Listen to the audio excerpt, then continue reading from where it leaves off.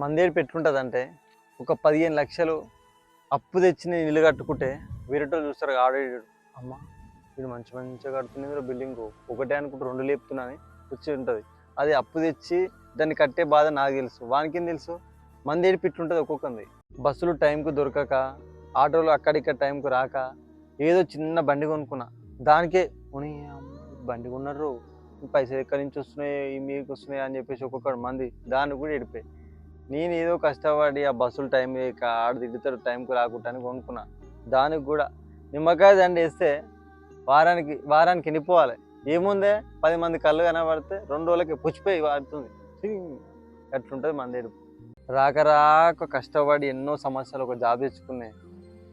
ఏం లాభం తెచ్చుకుంటే ఉని అమ్మ ఇంత జీతం వస్తుందంటానికి ఏమేమి పెడుతుండే, ఇంత దమ చేస్తుండు, ఎన్ని తులాల బంగారం తెచ్చి పెడుతుండే ఇంటానే మాట్లాడుకుంటారు.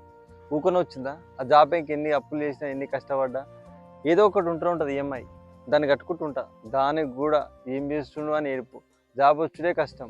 ఎవడైనా వచ్చినాడు కంగ్రాచులేట్ చెప్పనీకి ఇంత జీతం అని అడిగింది కానీ ఎట్లా కష్టపడ్డావు అని ఒకటి అడిగాడు. అట్లుంటుంది మందేడుపు.